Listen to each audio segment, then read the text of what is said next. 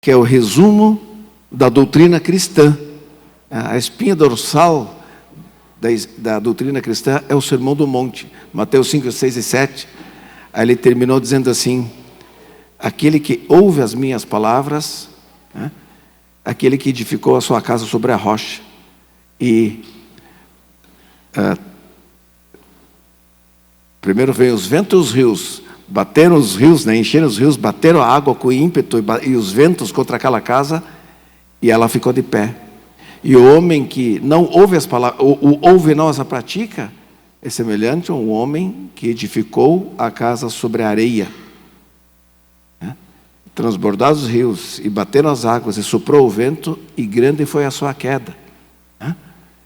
Nós temos ouvido a palavra de Deus nesses dias, ouvido sobre família. A família é a base da sociedade, por isso que ela está sendo atacada. Satanás, para destruir a raça humana, está destruindo a família.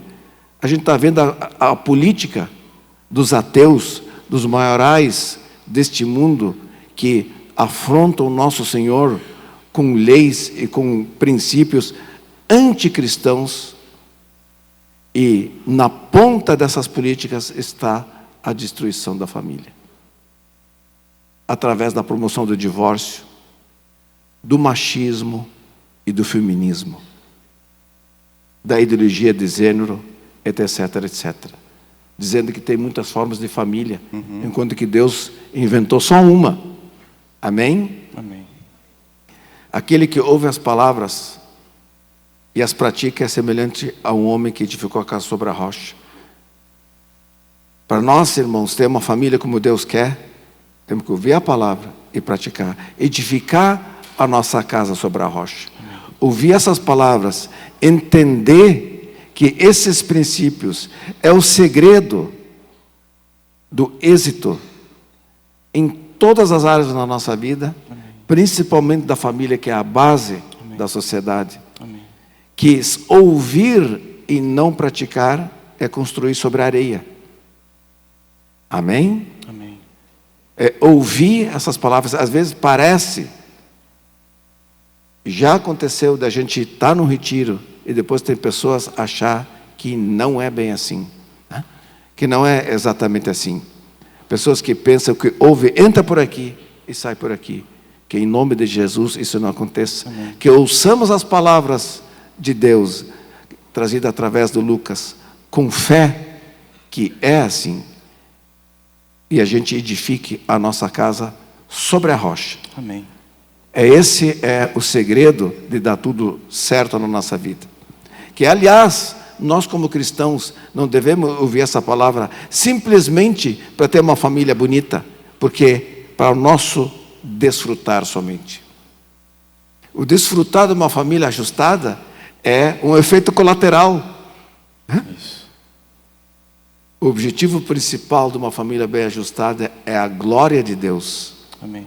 É fazer a vontade de Deus. É ser bom testemunho numa sociedade tão carente de direcionamento e de ensino, de gente de um mundo tão ansioso cada vez mais. Amém. Em primeiro lugar, para a glória de Deus, para fazer a vontade do Pai.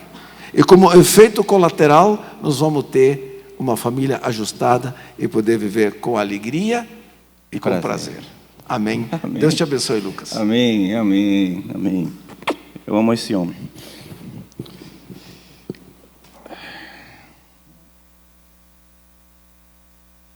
Olá, bom dia. Estão bem animadinhos hoje, não é? Coisa boa. Meu nome é Lucas, sou casado com a Roberta, pai do Davi e do Pedrinho. Essa é a família que Deus me deu para amar e ser amado, cuidar e ser cuidado. E glória a Deus por isso. Meus irmãos, nós estamos aí, né, no nosso último dia, na nossa terceira palestra. E tivemos ontem um dia muito especial, onde falamos de assuntos muito profundos, né? Falamos sobre esse primeiro aí que vocês estão vendo, conceito e formação de família. Quem não esteve nessa palestra, levanta só a mãozinha para eu ver aí. Pouquíssimas pessoas ali, ó. Depois vejam aí com o pessoal da multimídia, viu? Acho que deve ter aí um material para vocês verem depois. E quando foi no período, deixa eu ligar aqui para ver se está. À noite, nós falamos ao casal, na presença dos filhos, porque estamos em família, não é? Não é um retiro de casais, é um retiro de família. Então, nós estamos falando para toda a família, e ontem à noite nós tivemos um momento muito especial falando ao casal. E tratamos aí de assuntos bem importantes também, relacionados ao nosso convívio como casal. Quem não esteve ontem à noite, faz um sinalzinho aí. Aqui, né? Ok. Certinho. Então, mesma coisa, né? Procura lá com o pessoal, você vai ter aí um material, quem sabe para você poder assistir depois. Dizendo que aquilo que a gente falou pela manhã de ontem e na noite de ontem tem total conexão com o que vamos falar agora e com o que nós estaremos tratando à noite também. São assuntos que correm independentes, mas que têm suas conexões. Então é importante que você que perdeu possa estar aí ouvindo, assistindo as ministrações anteriores, mas elas têm um assunto específico, cada uma delas, né? E a de hoje, nós estaremos falando sobre filhos, mas com a responsabilidade dos pais.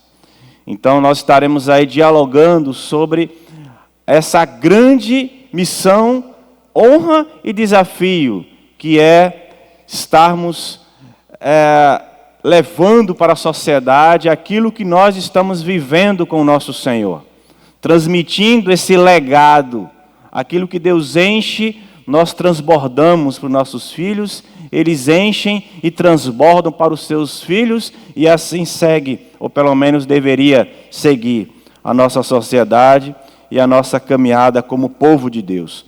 Deuteronômio, capítulo 6, do versículo 6 ao 7, vai nos dizer algo muito importante a respeito dessa nossa relação com Deus e com os nossos filhos. Diz o seguinte, a palavra do Senhor: que todas essas palavras que hoje lhe ordeno, estejam em seu coração. Então Deus está dizendo, olha, o que eu estou falando, eu estou te ordenando a que você coloque em seu coração. Após isso, com esse coração cheio daquilo que eu estou te ensinando, ensine-as persistentemente aos seus filhos. Está no meu coração já. Eu já estou sendo ministrado por Deus. Aí eu ensino. Porque se eu ensino o que eu não tenho, eu dou um péssimo testemunho. Há uma incoerência e gera revolta e gera confusão. Então, que todas essas palavras que hoje lhe ordeno estejam em seu coração. Ponto.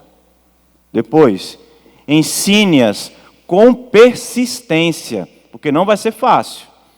Vão acontecer inúmeras razões e motivos para que isso não aconteça.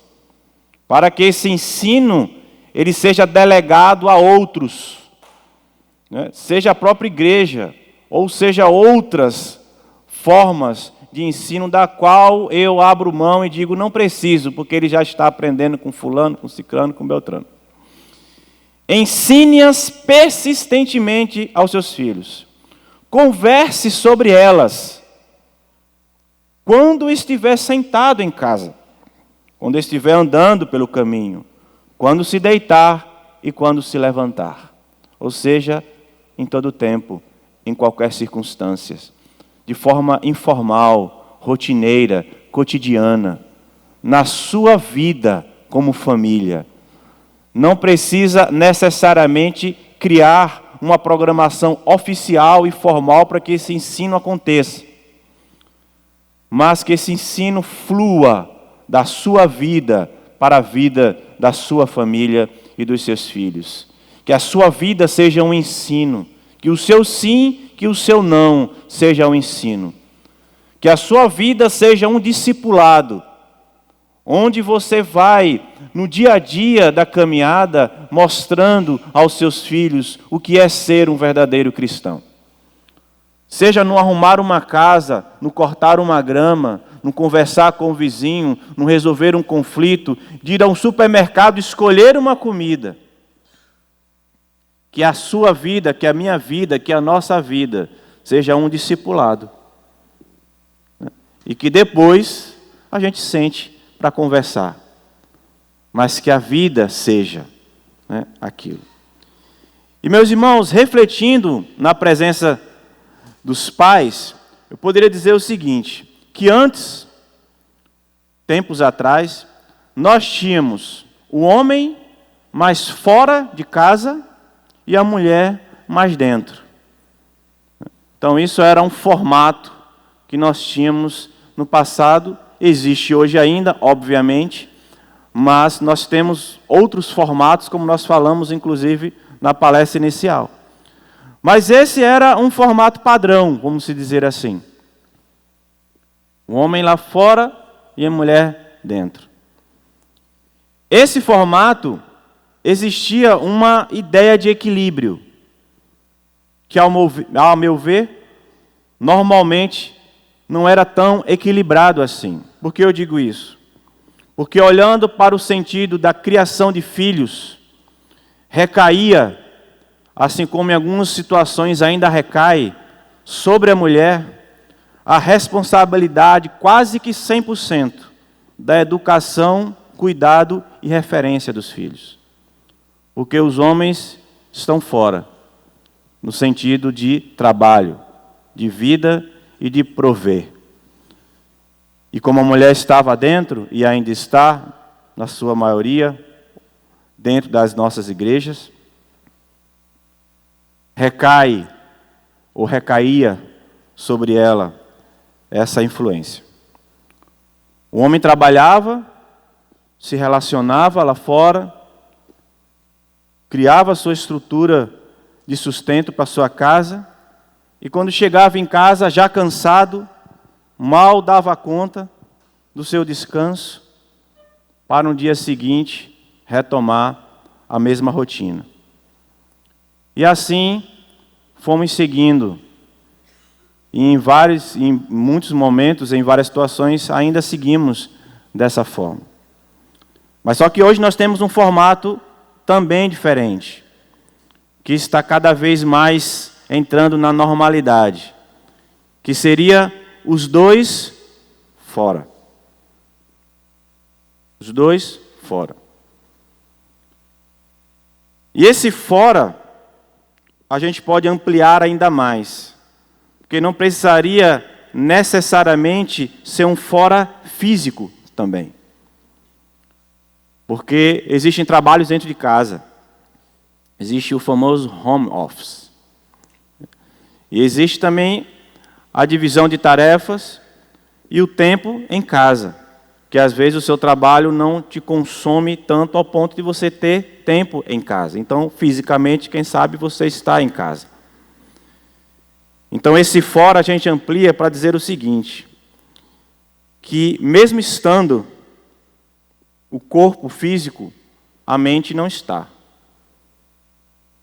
Mesmo estando presente, está ausente. De que forma isso acontece? A internet é um grande exemplo disso. Estamos fisicamente em casa, pai, mãe e filhos. Mas mentalmente não. Estamos no mundo, conectados com aquilo que nos dá prazer e chama nossa atenção e nos alimenta. Sejam filmes, séries, notícias, pessoas. Não é por menos, meus irmãos, que a internet tornou-se o abandono moderno da maternidade, da paternidade e do relacionamento familiar. Então, esse recurso tem se tornado uma forma de abandono dentro de casa, onde estamos juntos fisicamente, mas não estamos emocionalmente e não estamos mentalmente. Próximos, mas profundamente separados. Cada um no seu mundo tecnológico, com a sua cabecinha baixa. Olhando ali, enquanto está o pai aqui, a mãe aqui, o filho aqui. Mas estamos apenas com a sensação de proximidade. Mas não conversamos mais. Parece até estranho para a garotada mais nova, né? Quando a gente fala que teve uma época que não existia celular.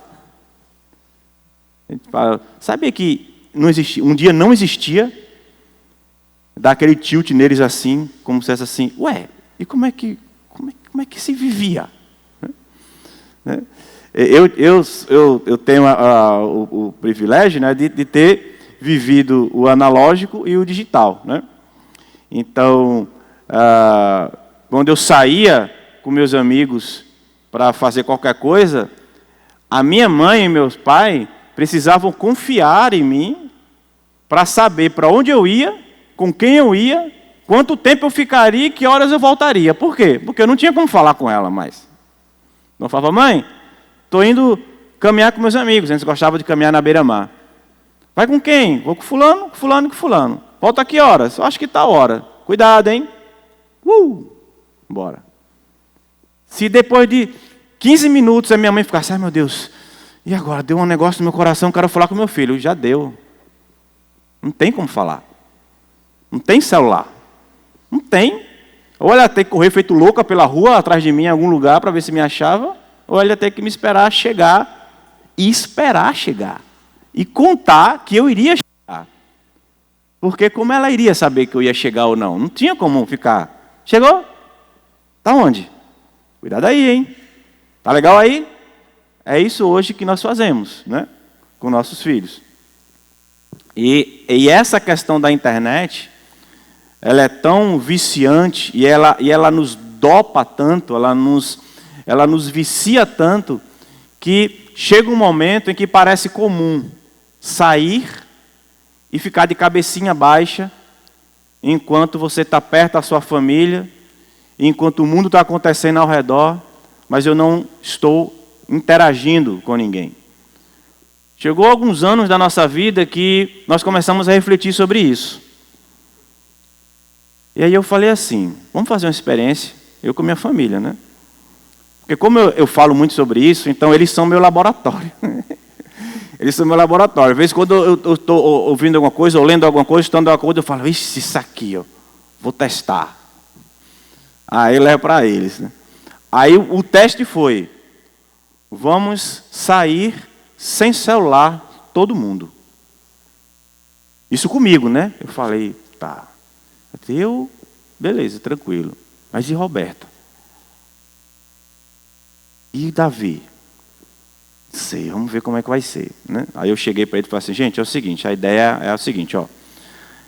A gente vai agora, uma vez por semana, sair para um passeio em família, sem celular.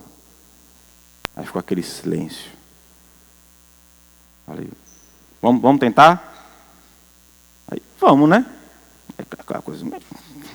Aí, vamos lá então, vamos pegar o carro e a gente vai lá para o shopping. Aí vamos lá, cada um pega seu celular, parece que está colocando uma arma, sei lá o que era. Né? Desligava e estava na mesa lá.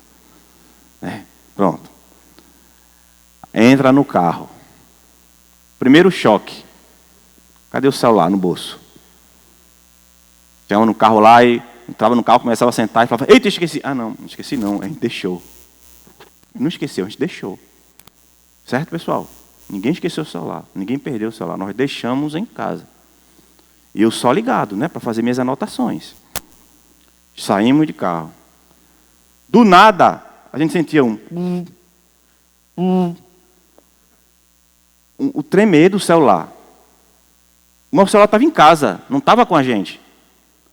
Mas o hábito era tão grande que a gente sentia o celular vibrando no bolso. E vez a hora, estava dirigindo, o Roberto dirigindo, e falava assim, ah, meu Deus, o celular. Calma, nós deixamos em casa. E isso foi... E outra, o silêncio no carro. Por quê? Porque eu chegava no carro, sentava no carro, ia dirigir, eu estava concentrado lá, mas estava ela com o celular, os meninos com o celular. Então, de vez em quando você estava lá de cabecinha baixa, de vez em quando conversava alguma coisa, mas estava todo mundo ali conectado. Agora não tinha mais o celular. E aí? Vai baixar a cabeça para quê?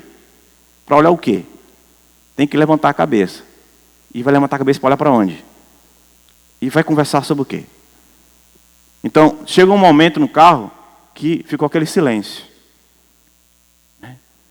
E aí, eu puxava um assunto, a Roberta puxava um assunto, daqui a pouco a gente estava todo mundo conversando no carro. Aí fomos para o shopping. Chegamos no shopping, sentamos na mesa, e aí você percebe como a coisa está descontrolada. Porque sentamos na mesa e falamos, vamos comer o quê? Tá, vamos pedir alguma coisa para comer. Mas aí as empresas têm os aplicativos que dá desconto quando você está com o celular. E nós não tínhamos mais o celular para ter desconto no aplicativo. Então isso já pesa no bolso. E agora não tem mais aplicativo, vou ter que comprar o valor cheio. E aí já começa a incomodar também. Aí chegou uma hora que falou assim, vamos pedir então, vamos pedir comida. Pedimos a comida. Só que, enquanto a comida chega, o que é que você faz? Pediu já, a comida vai chegar. Mas se você não tem isso aqui, como é que acontece? Vai ficar um olhando para a cara do outro. A mesa vazia e a comida ainda vai chegar. O que é que a gente vai ter que fazer? Vai ter que conversar. E aí vamos conversar. Como é que foi o dia? E aí, legal, tal, e as cores, e não sei o quê. E aí vamos lá, bater um papo, conversar, puxar assunto. Aí a gente olha para as mesas, porque agora a gente está sem celular, então a gente está no mundo real. Está todo mundo cabeça baixa assim. Entendeu? Aí a gente começou a perceber aquilo. E percebemos o quanto nós precisávamos daquilo. E foi o incômodo o primeiro dia. O segundo dia foi menos incômodo. O terceiro dia foi menos ainda. E daqui a pouco, nós estávamos desejando sair para todo canto sem celular. Foi uma desintoxicação de celular. A gente entrava no cônjuge e falava assim, vamos sair, vamos, sem celular, né? Celular. Às vezes não sabia nem onde estava o celular mais. E acabou. E aí a gente está no carro e a conversa não para de acontecer. Não para. Um conversa, o outro quer falar, o outro quer dizer, o outro pede para o outro parar de falar porque ele quer falar também. O outro diz assim, olha, ele fala muito que ele quer falar, sou eu agora, pai. Assim não dá, a gente vai ter que dizer um tempo aqui, porque o Davi não para de falar, eu quero falar também, a Roberta fala também. Eu dirigindo, falei, meu Deus, eu já estou arrependido. Gente, pelo amor de Deus, eu dirigindo, não dá para ficar olhando para vocês e ouvindo 3 pessoas ao mesmo tempo falando. Então, isso foi, como isso nos aliviou. Como isso nos conectou. E como isso nos desconectou do mundo. Então, hoje eu posso dizer para vocês que para nós tem sido um prazer viver sem. Foi difícil no começo? Foi. Mas depois passou. Por quê? Porque nós entendemos e conversando com muitas pessoas, estudando sobre o assunto, o quanto a internet precisa ter o seu lugar, o seu tempo e o seu momento. E não ser um instrumento que atrapalhe a nossa relação familiar. E aí, meus irmãos, essa questão do abandono intencional ou inconsciente, por conta da questão tecnológica, é algo que nós precisamos nos preocupar, porque não existe neutralidade nos nossos filhos e no cuidado com eles.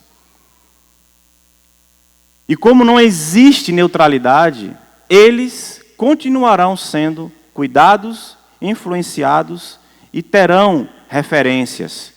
Se não for eu, será alguém.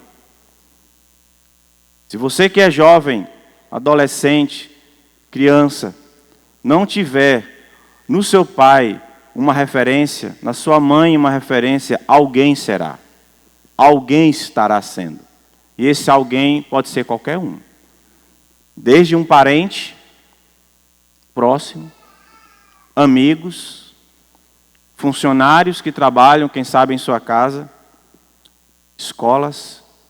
E as escolas a gente amplia para falar que professores, coordenadores, colegas, pais de colegas, todas essas pessoas, elas têm influência na vida dos nossos filhos. E se nós não nos posicionarmos como a maior dessas influências, alguém se posicionará. Eles não ficarão sem se você deixar de ser. Alguém ocupará esse espaço. E a internet, obviamente, está dentro disso. E as pessoas com quem eles topam na vida também está dentro disso. Ou seja, nesse assunto de criação de filhos, não existe neutralidade. Não existe. Se você não está dando, alguém está. Se você não está fazendo, alguém está. Se você não está falando, alguém está. Lembre-se disso, porque o silêncio seu não significa ausência de informação. Essa informação está chegando. Agora, que informação é essa e de que forma ela chega, aí pode ser que você nunca saiba. E por falar exatamente nesse assunto, além da Bíblia, eu vou trazer comentários de 2 livros, que inclusive eu deixei ali também, que faz parte daquela relação que eu coloquei lá, para a gente poder conversar sobre essa questão de ser filho e da responsabilidade de ser pai. O primeiro livro, que é mais conhecido de todos, é este, Pastoreando o Coração da Criança, da editora, já está aí, a editora Fiel, do pastor Ted Tripp, que é um pastor conferencista e escritor. Esse livro ele traz uma base em relação à importância de cuidar do coração. Não só nas questões que têm a ver com usos e costumes, mas na questão do central, que é o coração.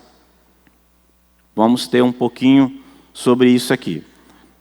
E o outro livro, que aí sim, ele não é tão conhecido da grande maioria, mas é tão chocante, quanto o outro, e ele tem uma abordagem muito mais forte e realista da crueldade do abandono dos pais em relação aos seus filhos. Esse livro é A Sociedade dos Filhos Órfãos, quando pais e mães abandonam suas responsabilidades. É de um escritor, que é um jornalista e conferencista, que também é estudioso de vínculos humanos, o Sérgio Sinai. É um livro feito para nos chocar, para nos incomodar. Eu desconheço uma literatura que fala sobre abandono parental do que esse aqui. E além, é claro, vamos conversar sobre algumas histórias que tenham a ver com essa vida nossa como pai e mãe e coisas que acontecem nessa nossa relação com os nossos filhos no dia a dia. E eu queria que vocês prestassem bastante atenção nessa frase aqui. O que é que ele vai dizer? Porque isso é uma mudança de paradigmas, tá? Uma criança pode ver seus pais todos os dias, ter contato físico e material com eles, todos os dias. Viver sob o mesmo teto, todo dia. Ser matriculado no colégio por eles. Receber dessas pessoas o alimento que come e a roupa que veste. E ser um órfão.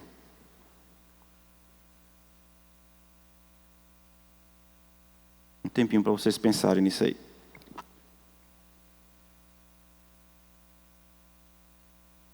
Essa é uma reflexão, isso é uma provocação, para que nós possamos entender que não é só estar junto. Órfão é a pessoa menor de idade, privada ou que perdeu pai, mãe ou ambos, e que está passando por essa situação. Mas já a orfandade funcional, que é isso que nós estamos falando aí, é quando a criança ela tem pai e mãe, mas esses são negligentes ou irresponsáveis em relação à sua função.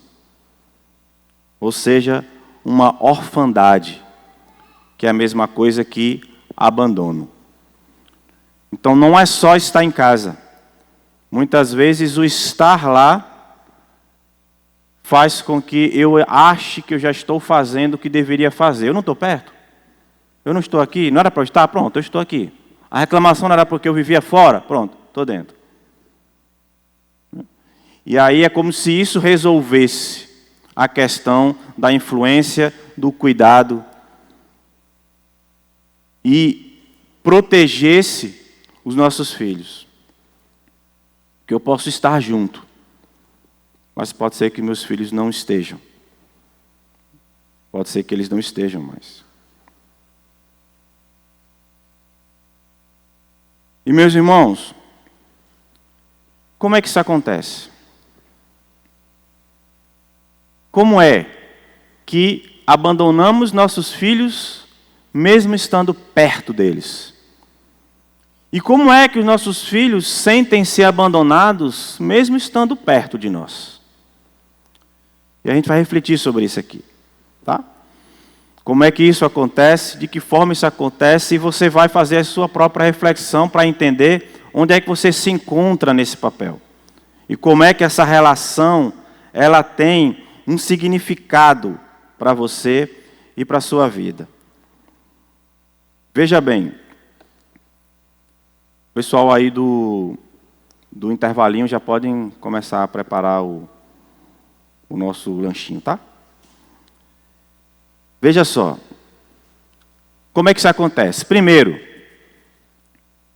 eu abandono os meus filhos, esse abandono, ele acontece quando abandonamos nossos filhos, quando não suprimos as suas necessidades emocionais. Abandonamos nossos filhos quando não suprimos as suas necessidades emocionais. Entenda que a mente, ela funciona como um combustível, como se fosse um carro. Então, se esse combustível for pouco ou de má qualidade, esse carro, esse corpo, esse ser humano não funcionará corretamente. Então, a mente dos nossos filhos precisam ser da nossa parte, ter da nossa parte a compreensão da importância. Senão, nós vamos estar perto, mas negligenciando uma área fundamental dos nossos filhos, que são as suas emoções. O que é que ele sente? O que é que ela sente? O que é que eles desejam? Seu pai e sua mãe conhecem seus sentimentos? O que você deseja? Qual o motivo do choro dele ou do choro dela? O que alegra ela? O que alegra ele? O seu choro é compreendido pelos seus pais? Eles sabem o que te faz feliz?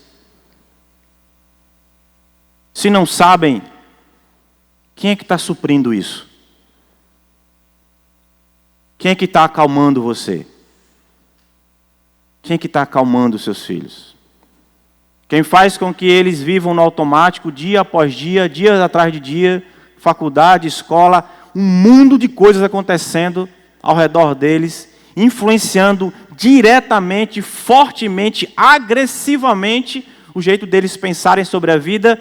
Isso acontece em horas, minutos. Imagina dias e semanas. Como eles estão? O que pensam? Quem ou o que está alimentando a mente do seu filho? Que combustível é esse que está fazendo ele se alegrar, chorar, querer ou não querer, se revoltar, quebrar tudo, dizer que não suporta o pai ou a mãe, que não quer estar em casa? O que é que está acontecendo nesse mundo que deveria ser o seu mundo, papai e mamãe? O que é que está acontecendo? Por que essa revolta? Por que esse silêncio? Por que querer ficar dentro do quarto, no computador, horas, horas e horas? O que é que faz com que a internet seja mais atraente do que conversar com seu pai, sair com sua mãe? O que é? Nós temos um grande desafio. Sermos aquilo que seja objeto de desejo dos nossos filhos. E quando isso não acontece, eles vão ser supridos de outras formas. Eu tenho várias histórias para contar sobre isso. De adultos, assim como eu e assim como a maioria que está aqui, que sofrem pelas suas escolhas de hoje, ou estão no automático em relação aos seus comportamentos e temperamentos, medos, angústias, pânico, depressão, ansiedade. E quando a gente conversa um pouco e amplia a conversa, a gente percebe que existiu alguma coisa lá atrás, que tem uma relação direta com o papai e com a mamãe. É por isso que nós, que somos pais, precisamos entender a importância que nós temos sobre a vida dos nossos filhos. Alguém está criando ele, se você não estiver criando. Lembre-se disso. Ele não está ali, uma esponjinha, esperando você chegar. Se você não chegar, alguém já chegou. A questão é quem. E o mundo está fazendo isso de uma forma extraordinariamente competente. Muito competente. Desde os garotos das comunidades pobres e das favelas, das quais eu conheço bastante, por ter vivido em uma na minha infância, que são tragados e trazidos pelos seus heróis, que são os marginais, que alcança aquele coração daquele menino que está pela rua, simplesmente porque faz um carinho, oferece um brinquedo, diz que ele é importante, fala, olha, você é forte, eu tenho uma coisa legal para você. Você é inteligente, vem cá. Menino, como tu é bom nisso. Aí o garoto, como ele não escuta aquilo em casa, nem da mãe, nem do pai, a primeira pessoa que fala, ele... Mas isso não acontece só nas favelas. Isso acontece na alta sociedade. Do mesmo jeito. Só que são outros delinquentes que fazem isso. Quem está alimentando? Quem? Um dia eu recebi um adolescentezinho na igreja e ele chegou com uma enorme revolta. A revolta dele era tão grande que ele falava chorando. E qual era o choro dele? E a revolta dele? Ele dizia para mim que ele odiava o pai dele. Eu odeio meu pai. Eu não suporto o meu pai, tio. Chamava de tio. E eu escutei aquilo, e ele chorava enquanto falava aquilo. Tio, eu não sei o que fazer, tio, na minha vida. Eu não sei, tio. E ele chorava. E enquanto ele descarregava aquele ódio todo, ele parou de falar um pouquinho. Eu falei assim: e se eu te disser que é exatamente o contrário? Que tu ama o teu pai? Aí ele tomou um choque assim. Como você fala uma coisa dessa? Eu acabei de falar que eu odeio o meu pai. Eu falei assim: pois bem, como é que seu pai se comporta para gerar esse ódio? Aí ele falou assim, ó: o meu pai, ele chega em casa todo dia, ele está lá todo dia. Mas ele chega, ele joga as coisas dele no chão, senta na frente da televisão, coloca as pernas dele lá no móvel e vai assistir a televisão. Tio, isso é todo dia, tio. Ele não pergunta o que é que eu tenho, ele não pergunta o que é que eu vivo, ele não pergunta por onde eu fui, ele não pergunta como é que eu estou me sentindo, ele não pergunta nada sobre mim. Ele não fala comigo, ele não participa da minha vida, ele não fala nem com minha mãe, eu não sei nem que homem é aquele, ele não sabe nem quem eu sou. Como eu vou amar um homem desse, tio? Falei: pois é por isso que você ama. Porque é exatamente a ausência do amor dele correspondido que você está transformando em ódio. Você queria um pai que aparentemente ele não tem sido. Você quer ele. Você ama tanto que o fato de você não ser correspondido lhe faz odiar. Mas é a sua reação contra ele. Porque o que você queria era que ele lhe amasse. E aí eu disse assim, e aí ele falou assim: e o que é que eu faço então? Eu falei: eu tenho a mínima ideia. Mas sabe de uma coisa? Vai que você, já que está com esse movimento todo no seu coração, consegue fazer algo. Vai que o seu pai não está fazendo isso porque ele nunca recebeu isso. Ele nunca foi amado pelo pai dele. Ele nunca foi tido como importante para o pai dele. E ele está fazendo exatamente o que ele, quem sabe, disse que nunca faria. Mas por que é comum fazer? Porque é o que ele viveu. Então, por mesmo que ele não queira, ele replica. Porque era o que ele estava acostumado a ver.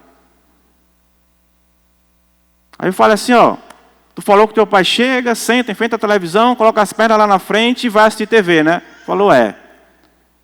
Então, vai que uma hora dessa, tu chega na frente do seu pai, na frente da televisão, que é onde ele está olhando, tu olha no olho dele e diz assim: pai, eu te amo, pai, e corre para o quarto. Faz alguma coisa aí. E continue a conversa. Dias depois ele me ligou, chorando. Mas não era mais um choro de tristeza. Eu percebi no choro que ele estava muito feliz. E aí ele disse assim: tio, tu não sabe o que aconteceu. Eu falei: o quê? Eu fiz o que o senhor mandou. Aí eu falei: e o que foi que eu mandei? Que eu não mandei nada? Ele falou: lembra da TV? Que era para eu falar? Eu falei: meu Deus, no meu coração, ele fez aquilo que eu disse. Aí ele falou assim: pois é, tio, eu fiz. Aí eu fiquei curioso, porque eu falei assim: meu Deus, ele fez. E ele estava feliz, então eu falei: então deu certo. Aí ele explicou, ele disse assim: tio, ele chegou, sentou, colocou a perna lá, ficou na televisão olhando aquilo tudo lá, e eu fiquei no corredor. Eu via ele sim, eu fiquei no corredor. E eu fiquei: meu Deus, eu vou lá. E aí ele fala assim: não, mas agora entrou a reportagem, agora eu não posso ir. Aí ele fala assim: mas agora começou o comercial, agora eu vou. Aí, mas eu não consegui, aí entrou a reportagem de novo. Aí ele disse que ficou no corredor, não sei quanto tempo ele disse que ficou no corredor. Aí chegou a hora que ele disse assim: não, eu tenho que ir. Aí ele disse que fechou os olhos e foi. Chegou na frente do pai dele, na frente do pai. Ele olhou para o pai dele e falou assim: pai, eu te amo, pai. E correu para o quarto. E fechou a porta. Aí, o que é que acontece? Daqui a pouco ele escuta. O pai abre a porta, chorando muito. Né? E qual era o choro? Ele não sabia falar que amava o filho. Né? E ele disse que meu pai se ajoelhou, tio. Né? E ele me abraçou. E ele falou, meu filho, me perdoa, filho. Eu não sabia dizer. Eu não sabia. E aí ele disse assim, agora, pai, agora a gente é amigo, tio. Agora a gente é amigo. Agora meu pai, ele está comigo, ele está comigo. Aí eu falei, pronto. Agora o pai chegou. Ele estava lá, entende? O pai estava lá. Estava sentadinho do lado. Mas ele não queria apenas o físico. Ele queria o sentimento, o amor, o afeto, o cuidado. Ele queria que se sentir mais amado pelo pai do que o pai amava a TV, o jornal ou o trabalho. Por quê? Porque ele é meu pai. Ele é meu herói. Ele é minha referência. E eu tenho falta dele. E era esse o amor que se transformou em ódio e que se reverteu em amor.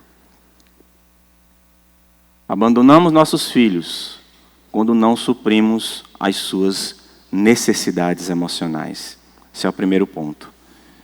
E como vocês estão muito chorosozinhos, a gente vai dar uma paradinha para que você possa se recompor, comer um pouquinho e daqui a pouquinho a gente retorna, tá?